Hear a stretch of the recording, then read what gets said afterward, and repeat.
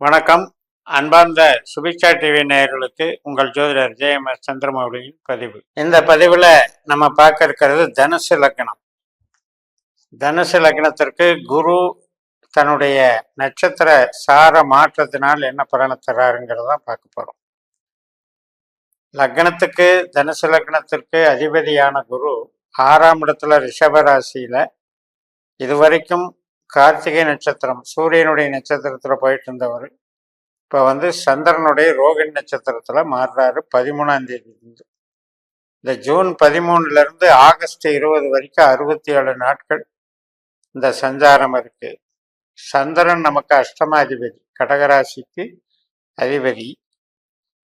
அந்த வகையில் 6ஆம் இடம் என்பது வெற்றி ஸ்தானம். ஒரு வழக்கா இருந்தாலும் சரி, எதிரிகளை ஜெயிக்கக்கூடிய ஸ்தானம். வேலை வாய்ப்புகள் மற்றும் நமக்கு தொழில் பலம், பணவரவு இதெல்லாம் இன்க்ரீஸ் பண்ணுற ஸ்தானம். அப்போ இந்த குருவை பொறுத்த வரைக்கும் இந்த பயிற்சி, இந்த நட்சத்திர சார மாற்றம் என்பது தொழில் ரீதியாகவும் பண ரீதியாகவும் அந்தஸ்து ரீதியாகவும் நமக்கு நன்மையை தரும். அதில் ஒன்றும் சந்தேகம் இல்லை. ஆனாலும் கூட கடினமான உழைப்பு பண்ண வேண்டியிருக்கும். காரணம் என்னன்னா, அட்டமாதிபதி சாரம் வாங்கிறார் இல்லையா. ரெண்டுமே நட்பு கிரகம்தான், சுப கிரகம்தான். ஆனால் 8குடையவன் சாரம் அப்படிங்கிறது கடினமான அலைச்சலை திரிச்சலோட உழைக்கிறத குறிக்குது. ஸோ அந்த வகையில் நாம் ரிஸ்கான வேலைகளை எடுத்து சிரமப்பட வேண்டாம். ரொட்டீன் ஒர்க்கில் நீங்கள் அதுவே சில விஷயங்கள் தாமதமாகும், அதுலேயே நமக்கு அலைச்சல் திரிச்சல் அதிகமாகுங்கிறதுனால அந்த ரொட்டீன் ஒர்க்கை விடாமல் பண்ணிட்டு இருந்தாலே போதும். வேலை சார்ந்த விஷயங்களில் மாற்றங்களை இப்போ இப்போதைக்கு பண்ணக்கூடாது.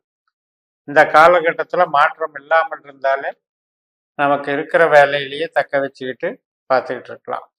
தொழில் செய்கிறவங்களுக்கும் இந்த காலகட்டம் தொழில் நல்லா ஓடும். அதே நேரத்தில் கடன் வாங்கிறதுல கொஞ்சம் கவனமாக இருக்கணும்.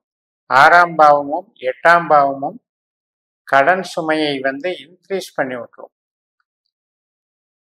ஒரு சின்ன விஷயம் தானே, நம்ம சமாளிச்சுக்கலாம் அப்படின்னு சொல்லிட்டு நம்ம வாங்குறோம்.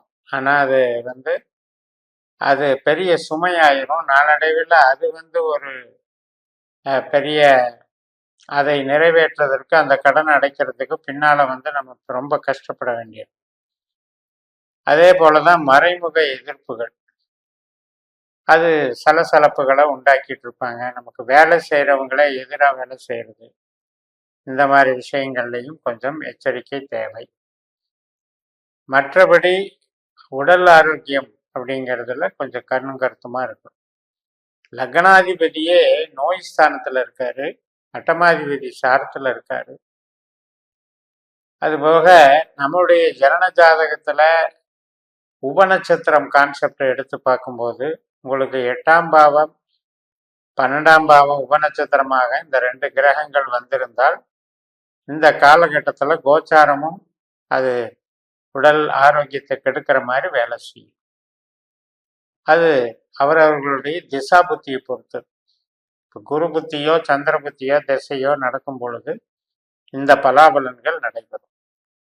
இந்த குரு 6ஆம் இடம் அப்படின்னு இருக்கும் பொழுது கழுத்து பகுதி சம்பந்தப்பட்ட நோய்கள், இஎன்டி ப்ராப்ளம், அதே நேரத்தில் கொலஸ்ட்ரால் சம்மந்தப்பட்டது, சுகர் சம்மந்தப்பட்டது, லிவர் சம்மந்தப்பட்டது, அடிவயிறு மற்றும் நமக்கு கொழுப்பு சார்ந்த விஷயங்கள், கட்டிகள் வர்றதுன்னு சொல்லுவோம் இல்லையா, அது மாதிரி. ஸோ இது மாதிரி அவரவர்களுடைய ஜனன ஜாதகத்தில் திசாபுத்திகள் பிரகாரம் இப்போ ஏதாவது நோய் அனுபவிச்சுட்டு இருந்தாங்கன்னா அதில் ஆப்ரேஷன் வரைக்கும் கூட போகிறதுக்கு வாய்ப்பு இருக்கு. இப்போ இந்த அமைப்பில் சுபத்துவம் அப்படிங்கிறது இப்போ நம்ம என்ன அப்படின்னா, ஒரு கல்யாண விஷயம், பொண்ணு பார்த்துட்டு இருக்கோம் அல்லது வரன் பார்த்துட்டு இருக்கோம் அப்படிங்கும்போது அது இழுத்துக்கிட்டே இருக்குது, தடையாயிட்டே இருக்கு அப்படிங்கிற விஷயம்.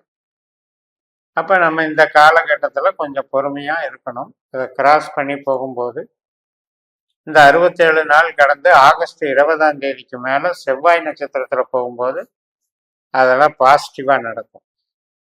ஜென்ரலா வந்து 6ஆம் இடம் என்பது திருமண வாழ்க்கைக்கு அவ்வளவு நல்ல விஷயம் அல்ல, நல்ல இடம் அல்ல. அதனால அதுல கொஞ்சம் கவனமா இருக்கணும்.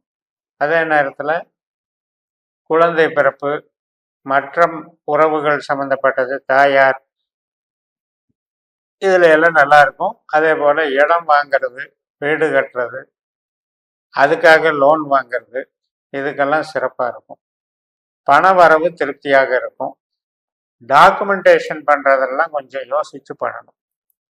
ஒரு அக்ரிமெண்ட் போடுறது, லேப்டாப்பு, தகவல் தொடர்பு கருவிகள் வாங்கிறது, அல்லது அதில் வரக்கூடிய பிரேக் டவுனு, ப்ராப்ளம்ஸு, ஸோ இதெல்லாம் கொஞ்சம் கவனத்தில் எடுத்துக்கணும். அதில் சம்மந்தப்பட்டதில் இன்வால்மெண்ட் ஆகாமல் இருந்தாலே போதும். அந்த முயற்சிகளில் இந்த காலகட்டத்தில் செய்யக்கூடாது.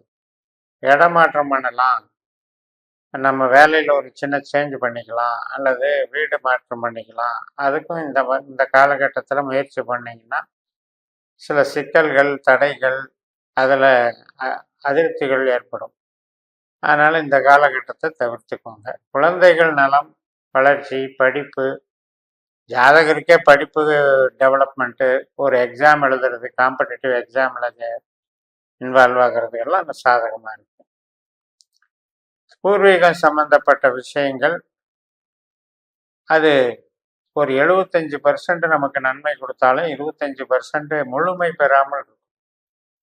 பெருசாக கம்ப்ளீட் ஆகாமல் ஒரு விஷயத்துக்காக போராடணுமே, அதில் ஜெயிக்க முடியலையே, அது இன்னும் எப்போ கிடைக்கும், இவ்வளவு கஷ்டப்பட்டு இவ்வளவு தூரம் நகர்த்தி வந்திருக்கோம், ஆனால் அது கம்ப்ளீட் ஆகிற ஸ்டேஜில் அப்படியே ஸ்டக்கப் ஆகுது அப்படிங்கிற இந்த எண்ண அலைகள் தோன்றும். ஸோ அது சார்ந்ததும் இன்வால்மெண்ட்டை கொஞ்சம் குறைச்சிக்கணும். சொந்த தொழில் செய்கிறவங்களுக்கு நல்லா இருக்கும்.